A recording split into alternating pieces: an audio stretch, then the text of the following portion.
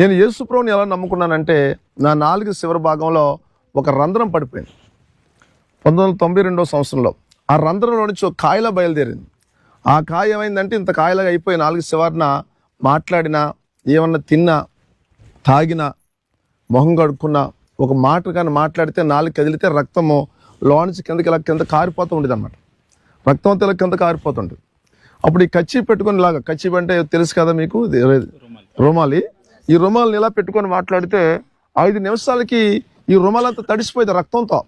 ఈ కాయ వల్ల ఈ రక్తంతో ఇదంతా తడిసిపోయింది అన్నాడు. పిండితే రక్తం వచ్చేది, చేతుల నిండా రక్తం, దీని నిండా రక్తం వచ్చేది.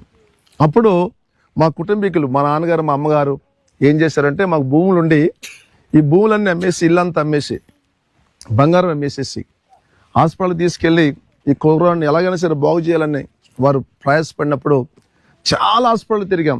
పెద్ద పెద్ద డాక్టర్ గారి దగ్గరికి వెళ్ళినప్పుడు వాళ్ళు ఏమన్నారంటే 1992 సంవత్సరంలో ఇప్పుడున్నంత పనిముట్లు లేవు. అప్పుడు వాళ్ళు ఏమన్నారంటే, 2 వ్యక్తులు అలాగే నోట్లో కాయ వచ్చింది, మేము కట్ చేసాం, ఆపరేషన్ చేసాం, రక్తం గడగడల కింద వచ్చింది, వారు చచ్చిపోయారు బాబు, నువ్వు కూడా చచ్చిపోతే వెళ్ళిపోమన్నారు.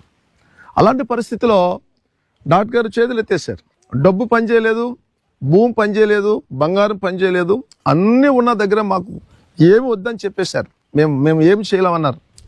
అప్పుడు నేను ఇంటికి వచ్చిన తర్వాత మా బంధువులు, కుటుంబీకులు అందరూ వచ్చి ఈ అబ్బాయి చచ్చిపోతాడని చెప్పి చూసి ఏడుస్తూ వెళ్ళిపోయేవారు.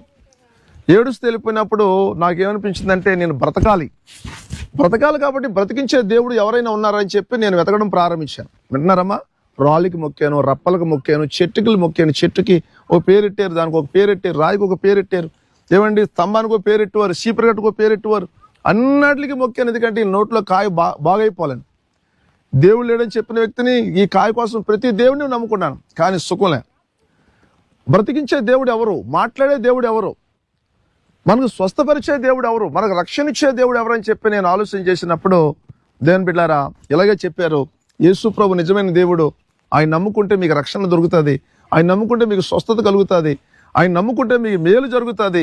ఆయన గుడ్డు వారికి ఏమో చూపిస్తాడు, కుంటు వారంటే కాళ్ళు చేతులు లేని వాళ్ళకి ఏమో కాళ్ళు ఇస్తాడు, చేతులు లేని వాళ్ళు చేతులు ఇస్తాడు, ఏమండి గుండు చెదిరిపోతే బాగు చేస్తాడు, కిడ్నీ పాడైపోతే బాగు చేస్తాడు, కళ్ళు బాగైపోతే బాగోలేకపోతే బాగు చేస్తాడని చెప్పినప్పుడు